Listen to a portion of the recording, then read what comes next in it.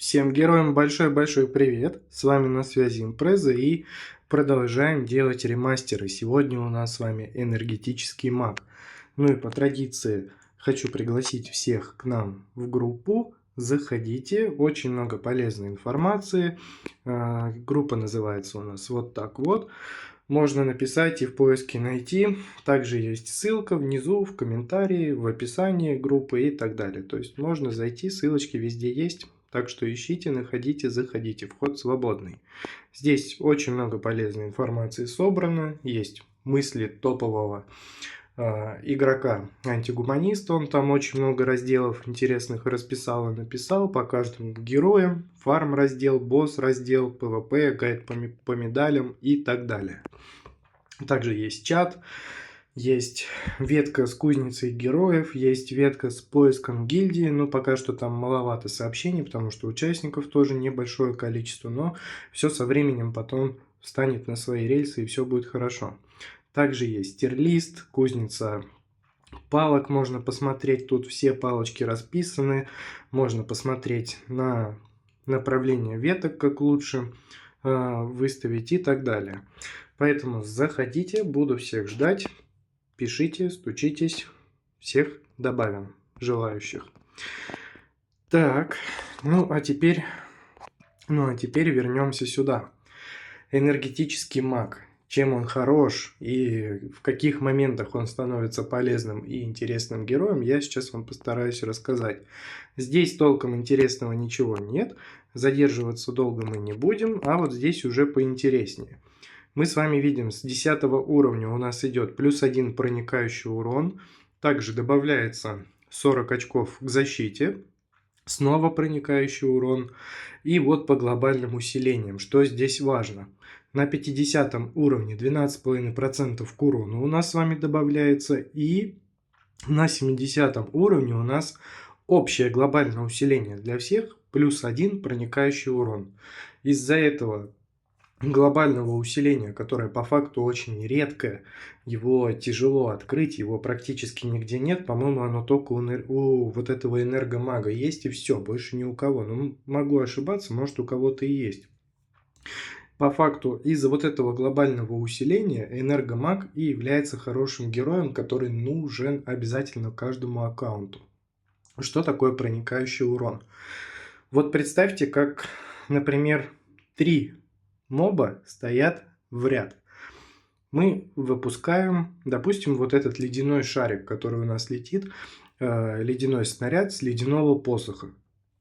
Он у нас попадает в одного моба, и +1 проникающий урон позволяет нам зацепить еще одного моба, например. И если у нас еще стоит показатель в +1 проникающий урон, то шарик пройдет и через первого, и через второго, и до третьего моба он дойдет. То есть, соответственно, это повышает урон, это повышает вероятность того, что мы больше врагов зацепим, больше заморозим, и все это будет распространяться абсолютно на все ваши снаряды. То есть урон у вас будет очень сильно расти. Поэтому это глобальное усиление мы с вами из виду не выпускаем. Мы его стараемся открыть, тем более открывается оно достаточно легко. Нужен всего лишь 70 уровень для этого героя. Все, больше ничего делать мне не надо. На 90 уровне магический совет у нас получает еще снова проникающий урон +1. То есть вот если мы с вами играем астральным магом в башне, то там уже нам будет полегче при наличии прокачанного энергетического мага. Ну и 2,5% идет на перезарядку. Перезарядка — это немаловажный показатель. Он собирается у нас по крупицам. Собирать ему нужно. Чем больше, тем лучше. Понятное дело, что в какой-то момент становится не совсем актуальным, но учитываем тот момент, что все зависит еще и от сборки, в которой мы с вами находимся. То есть, если это сборка на изгоев, в которой перезарядки очень много, то да, там уже перезарядка не совсем будет актуальна. Если мы с вами в сборке на магическом сете, например, находимся, там уже с перезарядкой будет туговато, тут уже вот эти глобалочки нам будут нужны.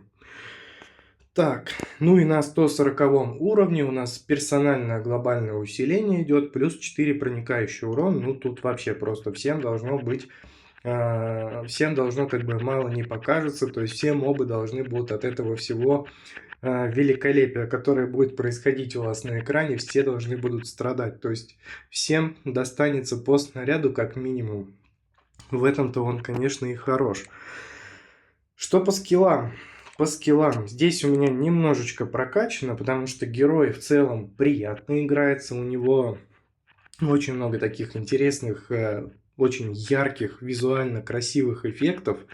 И в целом это герой, по факту, он является таким героем как бы поздней игры. То есть он в какой-то момент, когда у вас аккаунт уже будет очень сильно и хорошо прокачан, он заиграет.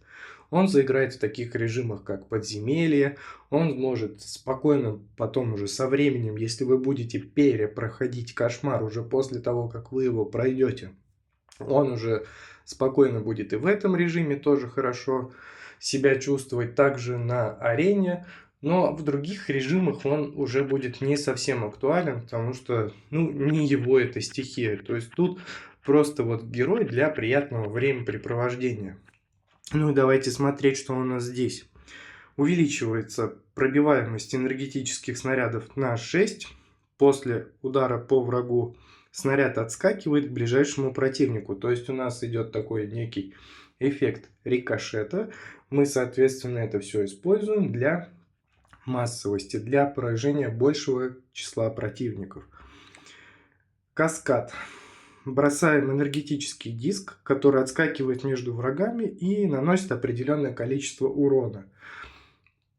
Все это выглядит достаточно интересно, все это очень и очень красиво. Сейчас в подземелье пойдем. По традиции все там это покажу и расскажу. Вы сами все увидите. Я думаю, что многим будет интересно посмотреть, как это все выглядит. Здесь все, кого мы с вами положили основным оружием, заполняют шкалу. При достижении полной шкалы удваивает размер, пробиваемость и скорость снарядов энергетического мага. Также увеличивается урон на 10%. Ну, то есть все ориентировано на урон. Каких-то там особых статус-эффектов у него нет. То есть именно вот нужно очень и очень много урона, чтобы чувствовать себя достаточно хорошо и комфортно на своем аккаунте, играя за этого героя. То есть тут какие-либо комментарии излишни. Герой, очевидно, нужен для того, чтобы открыть глобальное усиление и все. Ну и в конце уже игры, когда становится скучно, можно играть за него, пробовать, тестировать и наслаждаться. Здесь в кузнице у нас, к сожалению, ничего нет. Было бы, конечно, неплохо там добавить какие-то статус-эффекты, может быть оглушение, может быть замедление, там и заморозка, может быть, повлияла бы хоть как-то. Ну вот пока вот так. Обновление скоро, ну и все тут тебе. И вот, к сожалению, у нас таких героев большое количество. Так, ну и что? Давайте смотреть. Давайте смотреть, как у нас в подземелье он себя покажет. И давайте-ка глянем прошлый забег. Табличку веду. Сейчас найдем. Ой, энергетический маг.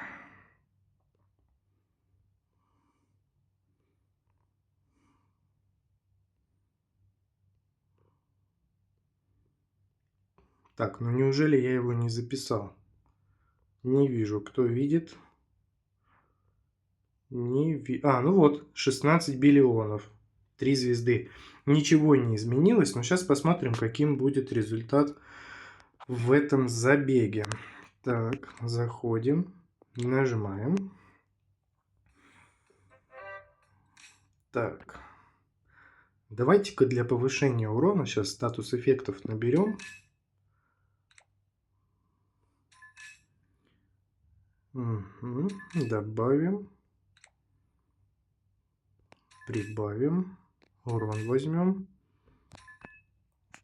Так. Предлагают нам забег сразу с ульты начать. Ну давайте, все, видите, тут прям вообще полный хаос происходит. можно прям потеряться вот в этих вот снарядах. А все это как раз-таки происходит из-за того, что снарядов огромное количество у него. Этим-то он мне, честно говоря, и нравится.